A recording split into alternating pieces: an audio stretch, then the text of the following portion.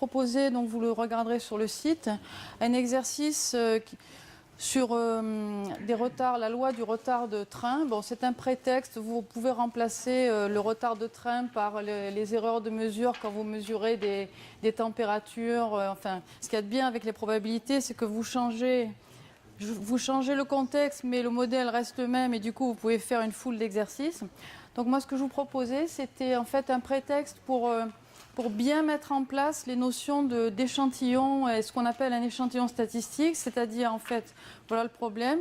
Donc on a estimé l'erreur sur un trajet de train bien précis. Par exemple, moi j'ai pris Marseille-Rennes, 6h15, le temps annoncé par la SNCF. Bon, comment faire pour avoir un intervalle de fluctuation autour du trajet annoncé?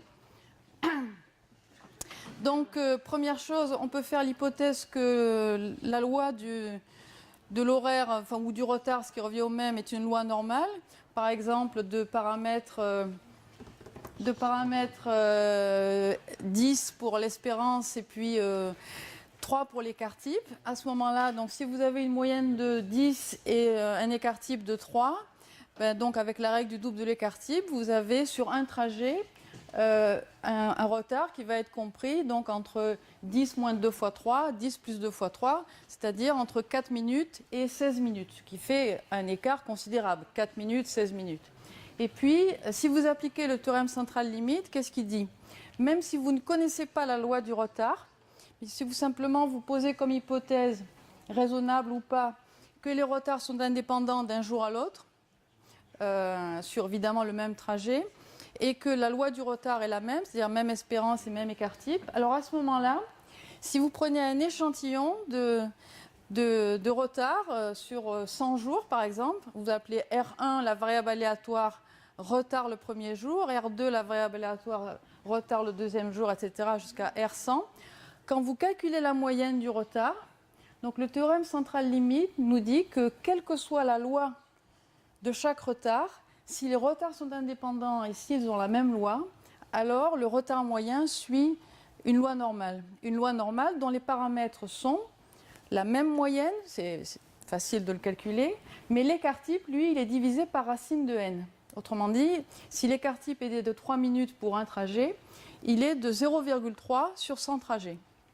Du coup, vous avez un intervalle de confiance autour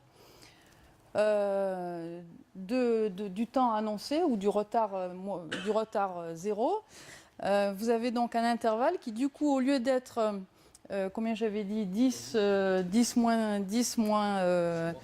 voilà, 4 minutes, 16 minutes, du coup, ça vous fait un intervalle de 9 minutes 36 et puis 10 minutes 24. Et du coup, vous avez donc un resserrement, et donc une meilleure précision, une précision 10 fois meilleure, en prenant 100 trajets au lieu d'en prendre un seul trajet. Et après coup, on comprend pourquoi on annonce, par exemple, le retard moyen est de 10 minutes. Comment est-ce qu'ils ont fait? Ils ont pris 100 trajets, 1000 trajets, etc., jusqu'à ce que l'intervalle ne fasse plus qu'un seul. Et c'est comme ça donc, que, par exemple, Ryanair annonce fièrement, avec une petite musique quand vous arrivez sous l'horaire prévu ou à l'horaire prévu. Donc 95% de nos vols sont à l'heure. Bon, si on considère qu'à l'heure, le retard ne dépasse pas 5 minutes.